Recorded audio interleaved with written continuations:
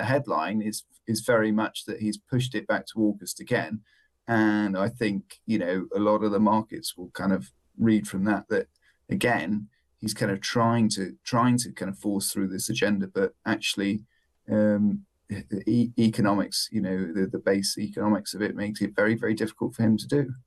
And Benjamin Netanyahu has arrived in Washington ahead of talks with Donald Trump. All eyes on whether a ceasefire in Gaza can be agreed by all sides.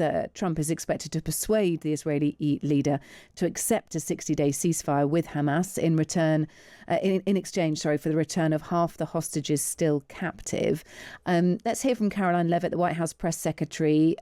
She spoke earlier today about the meeting. Right now, the president is focused on today and to get the Hamas to agree to this ceasefire. I don't want to comment on the details of the arrangement out of respect for these negotiations, but a agreeable and appropriate ceasefire proposal has been sent to Hamas. And I can also tell you Special Envoy Witkoff intends to travel to Doha later this week, where he will continue to engage in these discussions. And the Qataris and the Egyptians have been incredibly helpful partners in mediating these negotiations and discussions.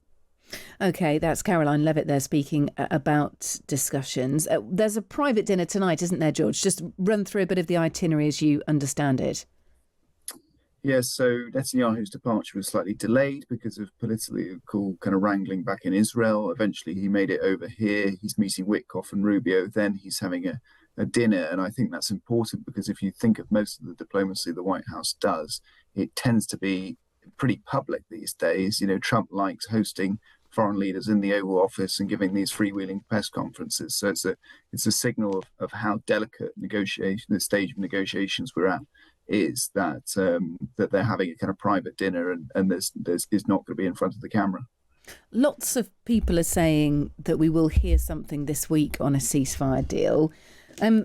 Is there generally quite a bit of optimism surrounding this? It's really hard because when you look at some of the concessions that certainly some of the reports across sort of various websites are talking about, which is that only half the hostages would be released, that Israel would have to completely withdraw from Gaza.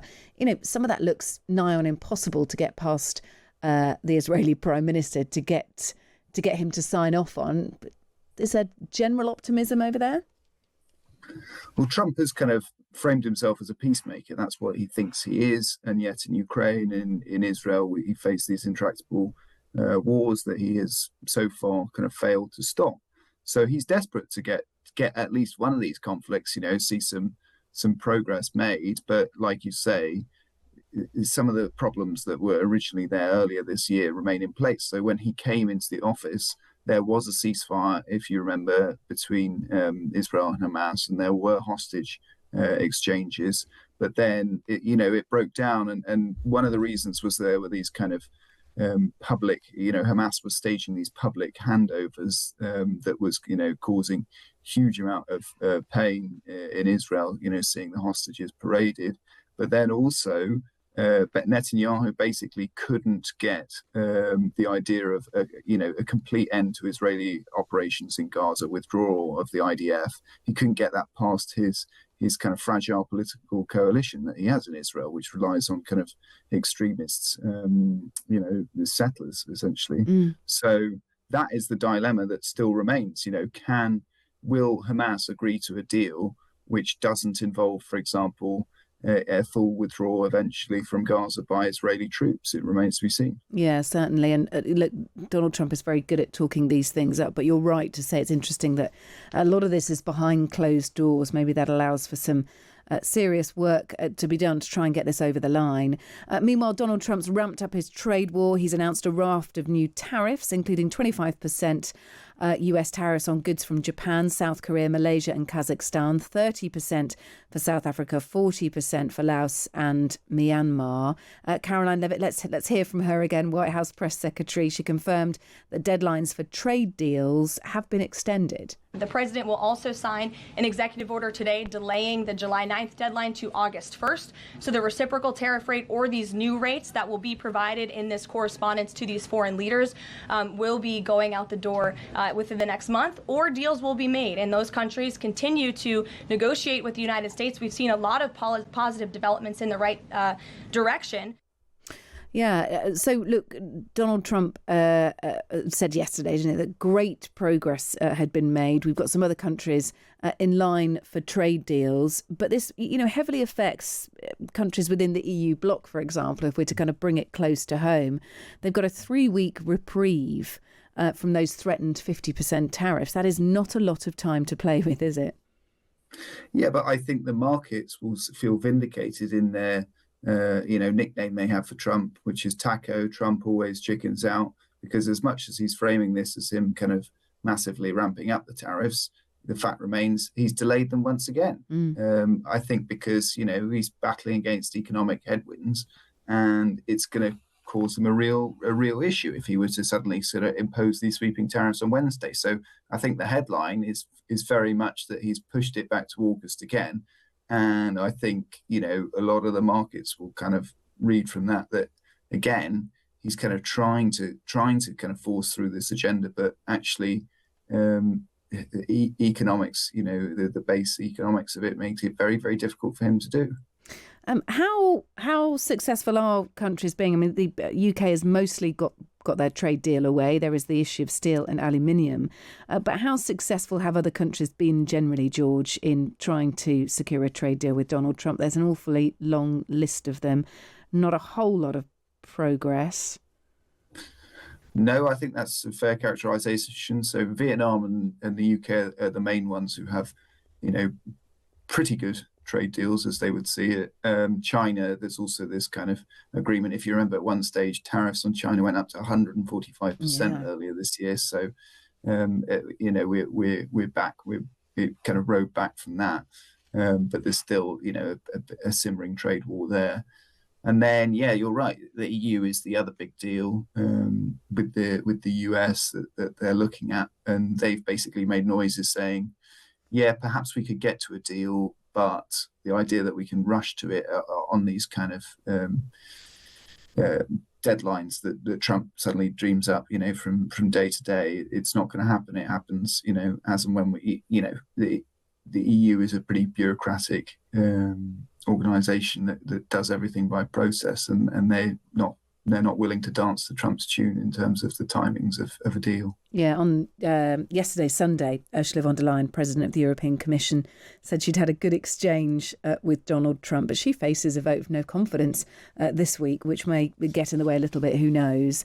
On the flip side of Trump's tariff tirade, he's announced that any country that sides with the BRICS alliance, that's the intergovernmental organisation that includes Russia, China, Iran, obviously Brazil are in there as well, that they will be subject to an additional 10% tariff. That's what he wrote on True Social last night. The BRICS leaders are meeting in Brazil. They issued a joint statement offering a veiled warning to Trump and the continuing trade war. What is Donald Trump doing here, George? What's his end game? I think a clue was actually kind of seen in another Truth Social, as well as alongside the kind of the threat about BRICS tariffs. He's obviously been watching this summit in Brazil, perhaps, on his TV or however he's, you can imagine him late at night, with a Diet Coke, watching what's happening around the world, catching up on it. And his old pal, Jair Bolsonaro, who's the kind of former right-wing president of Brazil, he feels is kind of facing all these. He basically thinks that the political hounding of him in Brazil mirrors what he suffered under Biden. And he sent out this long kind of piece of invective against the current leadership, Lula, who's a socialist, and said, how dare you treat Jair Bolsonaro like that? So I think that the politics of it is kind of playing into that. Meanwhile, in Latin America, his best buddy at the moment is Milei, who's the kind of libertarian chainsaw-wielding leader from Argentina. So I think there's politics in there as well. And, he perhaps he sees the BRICS as some sort of anti-American trade bloc. That's how he was framing it. But that was another one that kind of came out of nowhere. Yes, well, we know what he thinks about Iran. There are, and China too, but there are questions over keeping things sweet with Russia and beyond. Let's talk about Elon Musk as well, because as President Trump boarded Air Force One last night, reporters asked him what he thought of Musk announcing his new America Party. This is what he had to say. I think it's ridiculous to start a third party. We have a tremendous success with the Republican Party. The Democrats have lost their way, but it's always been a two-party system. And I think starting a third party just adds to confusion. It really seems to have been developed for two parties. Third parties have never worked.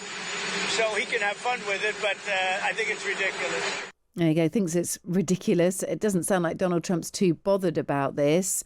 And he's even talked about deporting Elon Musk back to South Africa, although he pays an awful lot of tax in the United States. What is Elon Musk up to? This is a protest vote, isn't it, effectively, for the threat of setting up a party because he so strongly disagrees with this big, beautiful bill, the huge amount of deficit that's going to be created from tax cuts across the board for American people. Yeah, Elon's in a bit of a pickle because Tesla shares have sunk by about 15%. Yeah, they have. Last month. So he's really feeling the pain ever since. Well, I mean, it started even before his big blow up with Trump, but it's kind of exacerbated ever since.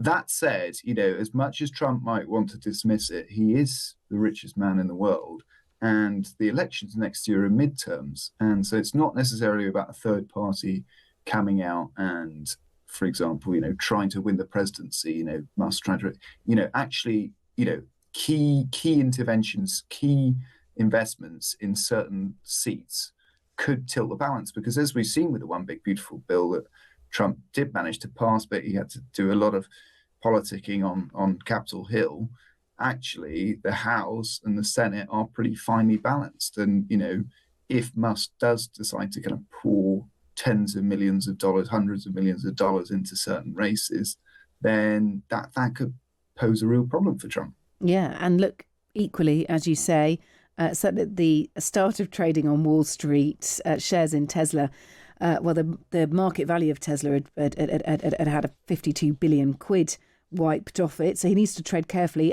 How easy is it to set up a rival political party in the United States, George? I don't think it's as hard as, sending however many satellites into outer space and setting up multiple multi-billion pound companies. So, look, I think if he wants to do it, I think he probably can do it. The question is, how astute is he going to be in how he spends his money? Is he going to kind of, properly try and break apart the two-party system in the US, as many people have tried before and many people have failed, or is he going to kind of judiciously choose which battles he's going to kind of back and try and have an impact that way? Let's see. It isn't a bad name, is it? The America Party. It's got a certain ring to it. It's simple. It's very clear. Let's see. Look, thank you, George, so much for being with us. George Grylls there, who is Washington correspondent at The Times. And you can read George's work and that of his colleagues over in the States at thetimes.com and in the paper.